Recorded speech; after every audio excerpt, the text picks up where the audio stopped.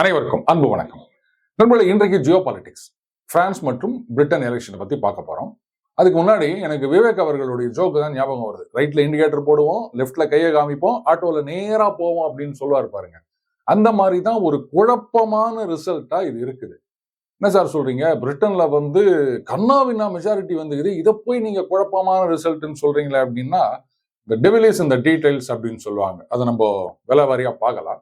ஒரே ஒரு ஆச்சரியமான விஷயம் என்னன்னா, இன்னைக்கு யூரோப்ல பெரும்பாலான நாடுகள் பாத்தீங்கன்னா அந்த வலது அப்படின்னு சொல்லுவாங்க இல்லையா, ரைட் அண்ட் ஃபார் ரைட், அந்த பக்கமா திரும்பிட்டு இருக்குங்க. ஆனா பிரிட்டனும் பிரான்ஸும் மட்டும் இப்படி ஒரு லெஃப்ட் ஹேண்ட் போட்டுக்கிறாங்க. பட் நிஜமாகவே இது லெஃப்ட் ஹேண்டா அப்படின்னா இல்லை.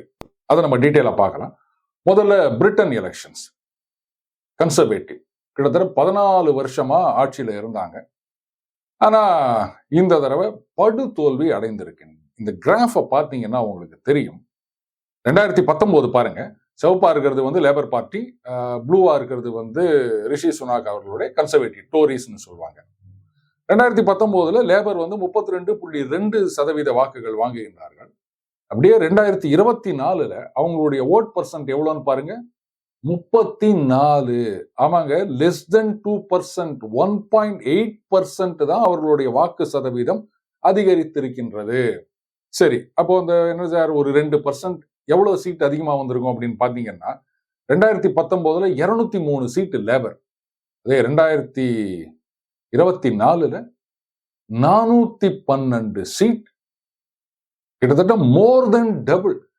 ஏங்க, லெஸ் தென் 2% ஓட்டு அதிகமா வாங்கிட்டு 2 மடங்கு அதிகமான சீட்ல ஜெயிக்கிறாங்க அப்படின்னு சொன்னா, அப்போ இது என்ன அந்த லேபர் இவங்களுக்கான ஆதரவு அப்படின்னு ஒத்துக்க முடியுமா?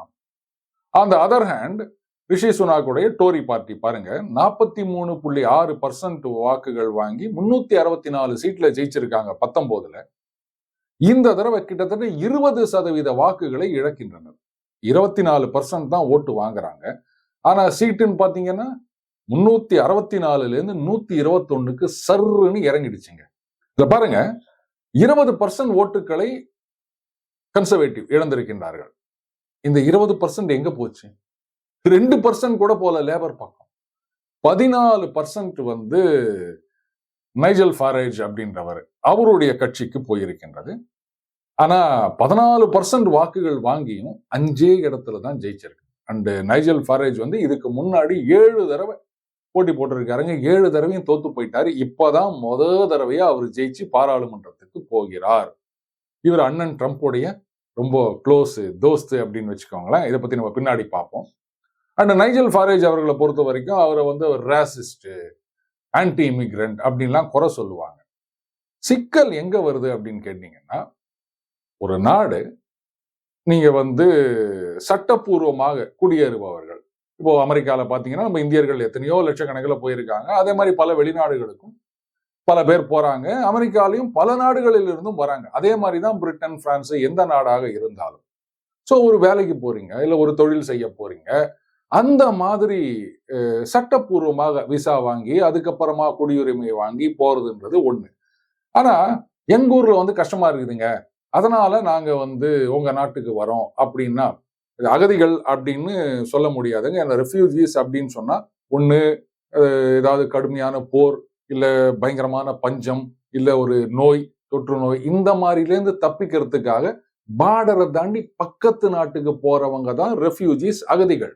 ஆனா எங்க ஊர்ல எங்களால பெருசா சம்பாதிக்க முடியல, அதனால நாங்க ஒரு நல்ல வாய்ப்பை தேடி போகின்றோம் அப்படின்னு சொல்லிட்டு $1000, $2000 இப்படி எல்லாம் இந்த கள்ளத்தோணின்னு சொல்றாங்க இல்லையா, அந்த மாதிரி காசை கொடுத்து இன்னொரு நாட்டுல போய் இறங்குவது அப்படின்றத எப்படி ஏத்துக்க முடியும்? ஆனால் இதுதான் பிரிட்டன்ல பெரிய பிரச்சனையாக இருக்கின்றது. ரிஷி சுனாக் என்ன பண்ணாருன்னா, இந்த மாதிரி போட்ல வரவங்களெல்லாம் ருவாண்டா அப்படின்னு ஒரு நாடு இருக்குதுங்க, ஆப்பிரிக்கால இருக்க நாடு, அங்க கொண்டு போய் வச்சிருவோம். அதுக்கப்புறம் அவங்க அப்ளிகேஷனை ப்ராசஸ் பண்ணுவோம். அவங்களுக்கு ஓகே அப்படின்னு சொன்னா அவங்க பிரிட்டனுக்கு வரலாம், இல்லைன்னா அவங்க சொந்த நாட்டுக்கு திரும்பி போனோம் அப்படின்னு ஒரு பாலிசி கொண்டு வந்தாருங்க. இதை இந்த லேபர் கட்சி எதிர்க்கின்றது. யார் ஒன்னா வாங்க, எங்க ஊர்ல குர்த்தனம் நடத்துங்க அப்படின்னு கதவுகளை திறந்து வச்சுட்டாங்க. சரி, எதுக்காக இந்த மாதிரி வெளிநாட்டுல இருக்கவங்க எல்லாம் வாங்க வாங்கன்னு வெத்தலை பாக்கு வச்சு கூப்பிடுறாங்க அப்படின்னா, பிரிட்டன்ல மட்டும் இல்ல, பிரான்சிலையும் இதே மாதிரிதான். அமெரிக்கால இது மோசமான நிலைமையை அடைந்து கொண்டிருக்கின்றது. மேற்கு வங்காளத்துல நம்ம திரிணாமுல் காங்கிரஸ்ல அதேதான். எல்லாத்துக்கும் காரணம் என்னன்னா, நம்பூர் ஜனங்க நமக்கு ஓட்டு போட மாட்டாங்க, நாம ஜெயிக்கிறது கஷ்டம், அதனால ஓட்டு போடுறதுக்காகவே நீங்களே சொல்லுங்க, ஏதோ ஒரு ஏழை நாட்டுல கஷ்டப்பட்டு இருக்கிறீங்க, அவங்கள உங்க ஊருக்கு கூட்டின்னு என்னப்பா அவங்களுக்கு இவ்வளவு வசதி எல்லாம் செஞ்சு கொடுக்குறோம் அப்படின்னு சொன்னா நீங்க அவங்களுக்கு ஓட்டு போடுவீங்களா மாட்டீங்களா? அப்போ புதுசா ஓட்டு போடுவதற்கு ஆட்களை மற்ற நாடுகளில் இருந்து இறக்குமதி செய்து கொண்டிருக்கின்றார்கள் the so called left liberal. இதுல பாத்தீங்கன்னா அந்த ரிஷி சுனாக் கட்சி இது தோல்வி அடைந்ததுக்கு ஒரு முக்கியமான காரணம் எக்கானமி, இது அடி வாங்கினது அப்படின்னு.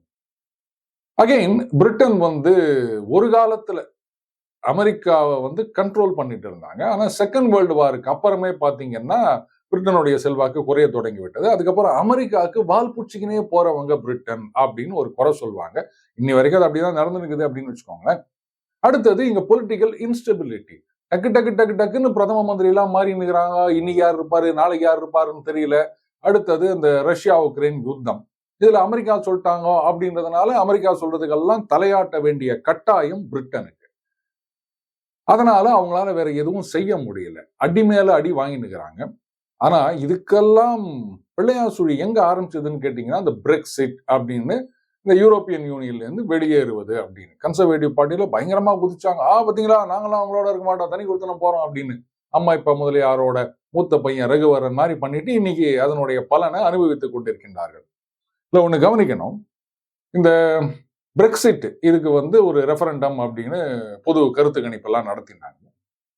இதுல 60% மேல நாங்க வெளில போறோம் அப்படின்னு ஓட்டு போட்டாங்க இல்லையா, அந்த ஏரியாலெல்லாம் இந்த கன்சர்வேட்டிவ் கட்சி ஒட்டுமொத்தமா 20% குறைஞ்சாலும் அந்த வெளில போனோம்னு சப்போர்ட் பண்ண பகுதிகளில் 27% வாக்குகளை இழந்துள்ளது ரிஷி சுனாக் கட்சி.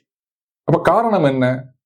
ஏங்க நீங்க வெளில போனோம்னு ஓட்டு போட்டீங்க, இவங்க கட்சியும் அதைத்தான் சொன்னாங்க, அப்ப நீங்க அவங்கள சப்போர்ட் பண்ணணும் அப்படின்னா ஏதோ போட்டுட்டாங்க, ஏதோ தனியா போனா ரொம்ப சொகுசா இருக்கலாம், சந்தோஷமா இருக்கலாம், எந்த பிரச்சனையும் கிடையாது அப்படின்னு நினைச்சிருந்தாங்க. ஆனா அதுக்கப்புறம்தான் பிரச்சனை அப்படின்றது இவனுக்கு புரிய ஆரம்பிச்சிருக்கு. மேபி இந்த மாதிரி பிரெக்சிட்னு சொல்லி எங்களை இவ்வளவு கஷ்டத்துல தள்ளிட்டீங்களே அப்படின்னு மக்களுடைய ஒரு கோபமாக இருக்கலாம். அதே சமயத்துல இந்த லேபர் பார்ட்டி இருக்கு இல்லையா, இவங்க இமிகிரேஷனுக்கு ஆதரவா பேசினாலும் அது இமிகிரேஷன் இல்ல, இல்லீகல் இமிகிரேஷன். இந்த முஸ்லிம்ஸ் அதிகமாக இருக்கின்ற பகுதிகளில் கிட்டத்தட்ட 23% வாக்குகளை இழந்திருக்கின்றது லேபர் கட்சி. இதுக்கு என்ன காரணம் சொல்றாங்கன்னா, again reading the wrong lessons அப்படின்னு தான் சொல்வேன். அதாவது முதல்ல இப்ப பிரைம் மினிஸ்டர் வந்திருக்காரு இல்லையா, அவர் இஸ்ரேல் மீதான தாக்குதலை கண்டித்தார். என்னங்க இஸ்ரேல் இது மாதிரிலாம் பண்றாங்க ஹமாஸ் எல்லாம் பேசியிருந்தாரு. அதுக்கப்புறமா இது அமைதி பேச்சுவார்த்தை அப்படி இப்படின்னாரு, இஸ்ரேல் போர் நிறுத்தணும்னு சொன்னாரு, ஹமாஸும் அந்த ஹோஸ்டேஜஸ் திருப்பி கொடுக்கணும்னு சொன்னாரு. ஸோ ஒரு யூ டர்ன் எடுத்தாலுமே அந்த பாலஸ்தீன விஷயத்துல பெரிய ஆதரவு இல்லை அப்படின்றதுனால இவங்களுடைய வாக்கு சதவீதம் குறைந்தது அப்படின்னு ஒரு சில பேர் சொல்றாங்க. அங்க நம்ம ஊர்ல இருக்க ஊடகங்கள்லாம் இல்ல போல இருக்கு. இருந்திருந்தாங்கன்னா எந்தெந்த ஜாதி, எந்தெந்த மதம், எந்தெந்த பிரிவு, எந்தெந்த கட்சிக்கு எத்தனை % ஓட்டு போட்டாங்க அப்படின்னு கிளீனா லிஸ்ட் கொடுத்துருப்பாங்க. பட் நான் என்ன பாக்குறேன் அப்படின்னா, இதே ஒரு ரிவர்ஸ் கன்சாலிடேஷனா இருக்கக்கூடாது. பாலஸ்தீன் அண்ட் இஸ்ரேல் இந்த விஷயத்திலேயே ஒரு பிளிப் பிளாப் மைனரா இருந்தாலுமே இதை ஒரிஜினல் பிரிட்டிஷ் சிட்டிசன்ஸ் அவங்க ஏத்துக்கல அப்படின்னு கூட நம்ம பார்க்கலாம். அடுத்தது இவங்களுடைய ஓட் பர்சன்டேஜ் பெருசா இன்க்ரீஸ் ஆகல அப்படின்னும் போது நாம தான் இனிமே எல்லாத்துலயும் ஜெயிக்க போறோம் அப்படின்லாம் நம்பிட்டு இருக்க முடியாது. நாளைக்கே ஏதாவது ஒரு கிரைசிஸ் வந்தது அப்படின்னு சொன்னா ஒட்டு மொத்தமா அது அப்படியே இன்னாண்ட பக்கம் மாறக்கூடிய வாய்ப்பும் இருக்கின்றது. இதுல பிரேவர் மேன், சோயல்லா பிரேவர் மேன் அவங்க சொல்லியிருக்காங்க, இந்த நைஜல் ஃபாரேஜ் அவருடைய கட்சியை நம்ம அடக்கி வைக்கணும். உங்க கட்சியை வளர்க்கணுன்றத பத்தி இவங்களுக்கு அக்கறை கிடையாது, அந்த கட்சியை அடக்கி வைக்கணுமா. ஏன்னா அவங்க தான் நம்ம ஓட்டெல்லாம் எத்துன்னு போயிட்டாங்க. ஏன்னா 14%. அதே மாதிரி ஸ்காட்டிஷ் நேஷனல் பார்ட்டி, அதாவது ஸ்காட்லாந்து தனி நாடா போனோம் அப்படின்லாம் அவங்க பிரச்சனை பண்ணியிருந்தாங்க. அவங்களும் படுதோல்வி அடைந்திருக்கின்றனர். ஸோ இதை எப்படி பார்க்கலாம்னா, ஏற்கனவே யூரோப்பியன் யூனியனை விட்டு வந்ததுக்கே அனுபவிச்சு நிற்கிறோம். இந்த லட்சத்துல பிரிட்டனை விட்டு ஸ்காட்லாந்து தனியா போயிடுச்சு அப்படின்னு சொன்னா எந்த நிலைமைக்கு போவோமோ தெரியாது அப்படின்ற காரணத்துக்காக ஸ்காட்டிஷ் நேஷனலிஸ்ட் பார்ட்டி அதை வந்து ஒட்டுமொத்தமா மக்கள் ஒதுக்கிட்டாங்க அப்படின்னு நம்ம எடுத்துக்கலாம் இல்லையா? சோ அதுக்குதான் நான் எப்பவுமே சொல்லுவேன், எந்த ஒரு தேர்தல் முடிவுல இருந்தும் சரியான பாடங்களை கற்க வேண்டும் அப்படின்னு. அண்ட் லேபர் பார்ட்டி ஆட்சிக்கு வந்துட்டாங்களே தவிர எந்த அளவுக்கு இவங்களால எக்கானமியை மேனேஜ் பண்ண முடியும் அப்படின்றது ஒரு பெரிய சிக்கல். ஏன்னா இவங்க வந்துட்டாங்க அப்படின்னு சொன்னா இந்த வெல்ஃபேர் மெஷர்ஸ் அப்படின்னு வாங்க, இல்லீகல் இமிகிரன்ஸ் நீங்க தாராளமா வாங்க, இனிமேல் ருவாண்டெல்லாம் கிடையாது, நேரம் நீங்க போட்டு ஏறி இங்க வந்துடலாம், விட்டா இவங்களே தனியா கப்பல் அனுப்புவாங்க போல இருக்குது. அப்போ அவங்களுக்கான செலவுகள் அப்படிங்கிறது இன்க்ரீஸ் ஆகும். இதுல அமெரிக்கா அது இன்னொரு மோசமான நிலைமைக்கு போய் நிற்குது. இந்த ரஷ்யா உக்ரைன் வார் இதுல பாத்தீங்கன்னா ரஷ்யாவை அப்படியே அடக்கி ஒடிக்கலாம் அப்படின்னு நினைச்சாங்க. ஆனா ஐரோப்பிய நாடுகளும் பிரிட்டன் அமெரிக்காவும் தான் அடி வாங்கி நிற்குது. ஸோ எத்தனை நாள் இதை இழுத்தடிக்க முடியும் அப்படின்றதும் ஒரு பெரிய சந்தேகமா இருக்குது.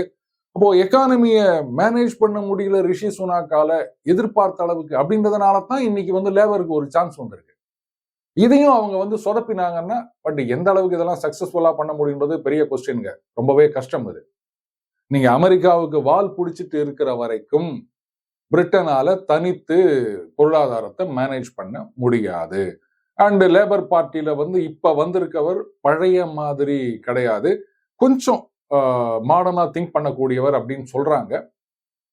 ஒரு வருஷம் டைம் கொடுத்து பார்க்கணும் எந்த அளவுக்கு இவர் எக்கானமியை மேனேஜ் பண்றாரு அப்படின்றத பொறுத்து தான் லேபர் பார்ட்டியோட எதிர்காலம், இன்ஃபேக்ட் ஒட்டுமொத்த பிரிட்டனுடைய எதிர்காலமே இருக்கின்றது. அடுத்ததாக பிரெஞ்சு எலெக்ஷன்ஸ். இது வந்து ரொம்பவே காமிக் அண்ட் டிராஜிக் அப்படின்னு சொல்லலாம். எல்லா பத்திரிகைகளிலும் குறிப்பா வெளிநாடுகள்ல இருந்து அமெரிக்கா பிரிட்டன்ல இருந்து வர பத்திரிகை எல்லாம் பாத்தீங்கன்னா ஃபார் ரைட் அவங்கள வந்து தடுத்து நிறுத்திட்டார் மேக்ரோன் அப்படின்னு சொல்றாங்க. இது வந்து எங்க அண்ணன் ராகுல் காந்தி அவர்கள் சொல்ற மாதிரி தான் இருக்கு. பாத்தீங்களா, பாஜகவை நாங்கள் தடுத்து நிறுத்தி விட்டோம் அப்படின்னு.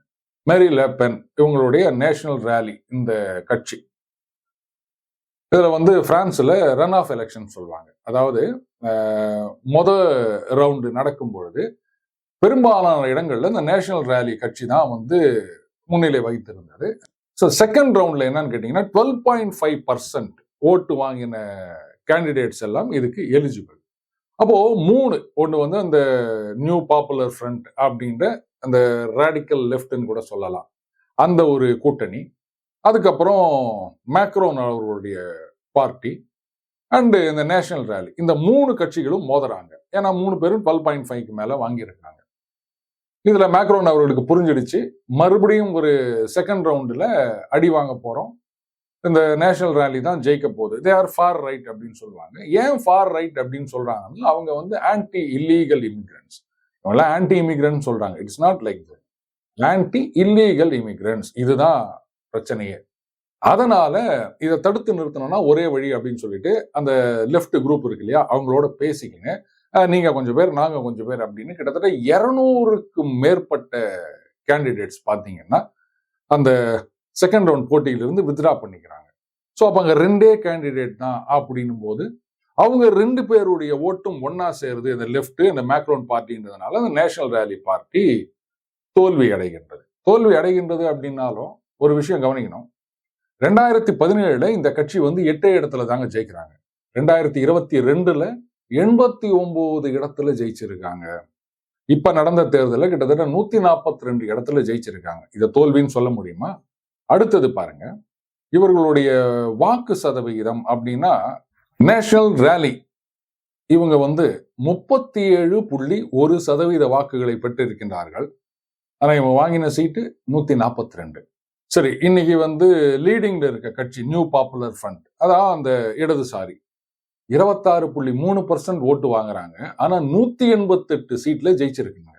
பிரசிடென்ட் மேக்ரோனுடைய பார்ட்டி 24.7% ஓட்டு வாங்குறாங்க, 161 இடத்துல ஜெயிக்கிறாங்க.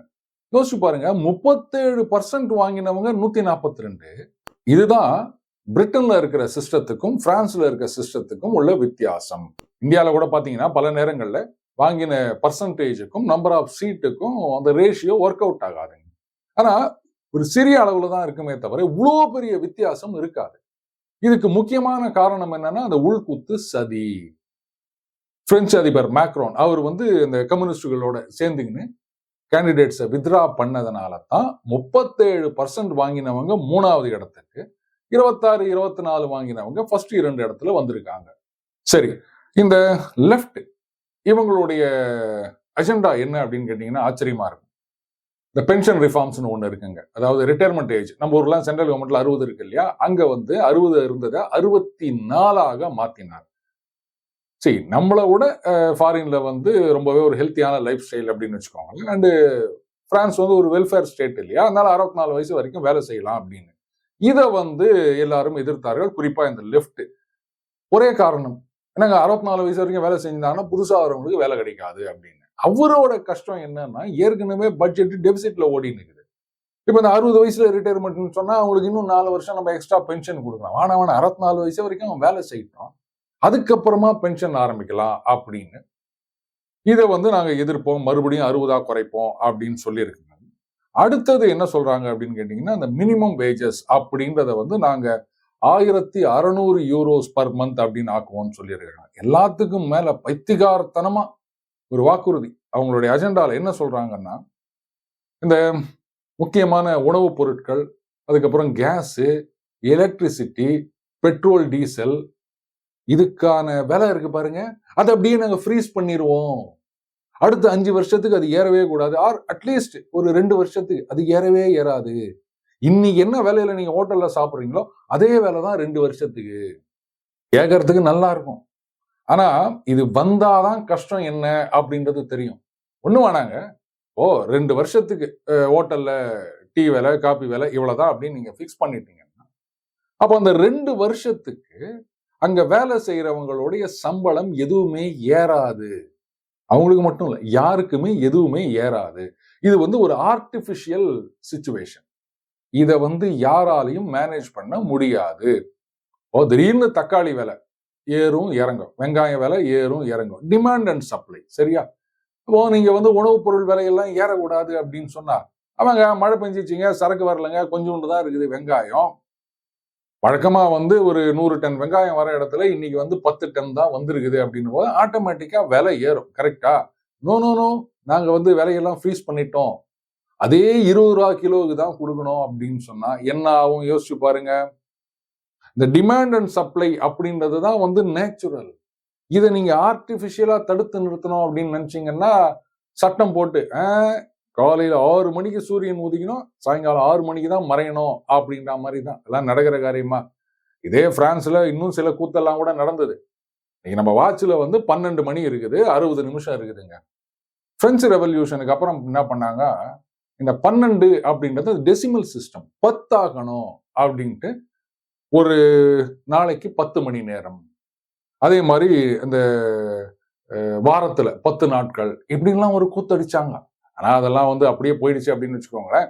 ஸோ இந்த மாதிரியான கோமாளித்தனம் பண்றதுல பிரெஞ்சு பீப்புளை யாரும் பீட் பண்ண முடியாது. அகைன் இங்கேயும் பிரச்சனை என்னன்னா, அந்த இமிகிரன்ஸ் அப்படின்றது அமெரிக்கால வந்து ரொம்ப மோசமா போயினுக்குதுன்னு அதை நான் இன்னொரு பதிவுல நான் விளக்கமா சொல்றேன். அகைன் பிரிட்டன் மாதிரியே பிரான்ஸும் எக்கானமியில அடி வாங்கி கொண்டிருக்கின்றது. இந்த பென்ஷன் ரிஃபார்ம்ஸுக்கு காரணமே டெபிசிட் பட்ஜெட்டு, காசு இல்லை அப்படின்றது தான். இப்போ இந்த ரஷ்யா உக்ரைன் வாருக்கு அப்புறம் பார்த்தீங்கன்னா கேஸ் விலையெல்லாம் முதல்ல ஏறிந்ததுங்க, இப்போ ஓரளவுக்கு ஸ்டெபிலைஸ் ஆயிருக்கு அப்படின்னு வச்சுக்கோங்களேன். அதே மாதிரி மார்க்கெட் இல்லை. இப்போ இந்த லெஃப்ட் இவங்க என்ன சொல்லியிருக்காங்களா, 4 லட்சம் யூரோக்கு மேல சம்பாதிக்கிறாங்க இல்லையா, அவங்களுக்கெல்லாம் வந்து 90% டாக்ஸ் போட போறோம் அப்படின்னு பேசிட்டு இருக்காங்க. அப்படி மட்டும் 90% டாக்ஸ்ன்றதை கொண்டு வந்துட்டாங்கன்னா என்ன நடக்கும்னா, இன்னைக்கும் பாத்தீங்கன்னா அந்த பாண்டிச்சேரியில் இருக்கவங்களுக்கு தெரியும், அந்த பிரெஞ்சு குடியுரிமை வாங்கிக்கணும் அங்க போனோம் அப்படின்னு நிறைய பேர் ட்ரை பண்ணிட்டு இருப்பாங்க, நிறைய பேரும் போயிருக்காங்கன்னு வச்சுக்கோங்க. அந்த சிச்சுவேஷன் மாறி பிரான்ஸ்ல இருக்கவங்களாம் ஐயா இனிமே இங்க இருந்தா பொழப்பே கிடையாதுடா அப்படின்னு சொல்லிட்டு நம்ம பாண்டிச்சேரி பக்கம் வந்துடலாமா அப்படின்ட்டு இங்க குடியுரிமை கேட்டு ஒரு பெரிய கியூ நிற்கும். ஏங்க 4 லட்சத்துக்கு மேல சம்பாதிச்சாலே 90% டாக்ஸ் அப்படின்னு சொன்னா அதுக்கப்புறம் யார் சம்பாதிக்க போறாங்க? சம்பாத்தியம் எப்படிங்க வரப்போகுது? நான் வட்டி கூட்டாவில் சம்பாதிக்க போறாங்க, ஏதாவது ஒரு தொழிற்சாலை நடத்துவாங்க, இல்ல ஒரு பிசினஸ் பண்ணுவாங்க, அப்படிதானே சம்பாதிக்க போறாங்க. அவங்க பார்ப்பாங்க, ஐயா நான் சம்பாதிக்கலாம் 90% நீ தூக்கிட்டு போட்டானா அப்புறம் நான் என்னடா பண்றது அப்படின்னு சொல்லிட்டு நேரா இப்பதான் யூரோப்பியன் யூனியன்ல, அதனால நீங்க எந்த கண்ட்ரில ஒன்னா போகலாம், பிரச்சனையே கிடையாது, நகான அனாட பக்கம் போயிடுவாங்க. பிரிட்டன்ல அப்படிதான் நடந்தது. பிரெக்சிட்னு வந்த பிறகு இதே பிரெக்சிட்டுக்கு ஆதரவா குரல் கொடுத்தவன் எல்லாம் வெளில வந்தவொடனே கபால்னு கம்பெனி ஓப்பன் பண்ணி சிங்கப்பூர் மற்ற நாடுகளுக்கு இல்லை யூரோப்பியன் கண்ட்ரீஸ்க்கு போனதெல்லாம் நம்ம பார்த்துருக்கோம். அப்போ என்ன பண்ணுவாங்க, பிரான்ஸ்ல இருக்கவங்களாம் வேணாம்ப்பா நாங்கள் பக்கத்தில் இந்த பக்கம் இட்டாலிக்கு போயிடுறோம், இல்லைனா இன்னும் கொஞ்சம் தள்ளி ஹங்கேரிக்கு போகிறோம் அப்படின்னு அந்த பக்கம் ஓடுவாங்களே தவிர இங்கே யாரும் இருக்க மாட்டாங்க. அப்போ கம்பெனி நடத்த ஆள் இல்லை அப்படின்னு சொன்னால் எங்கேருந்து வேலை கிடைக்கும்? நீங்கள் எல்லாத்தையும் ஃப்ரீஸ் பண்ணிக்கலாம், ஆனால் கம்பெனி எல்லாம் ஓடாதுன்னு சொல்ல முடியுமா? அட்லீஸ்ட் எதுக்கு கம்பெனி நடத்தணும், இழுத்து மூடிட்டு போறீங்க, அவ்வளவுதான். லாபம் வந்தா என்ன, வல்லாட்டா எனக்கு என்ன அப்படின்ட்டு போனா என்ன பண்ணுவீங்க நீங்க? இதுதான் லெஃப்ட் இடதுசாரிகள் அப்படின்னு பின்னாடி போய் நிற்கிறாங்க பாருங்க. அவங்கெல்லாம் பிரான்ஸ்ல இனிமே நடக்க போறத பார்த்து பாடம் கத்துக்கணும். அவங்க மட்டும் இல்ல, நாமளும் தான். மீண்டும் அடுத்த பதில் சந்திப்போம். வணக்கம்.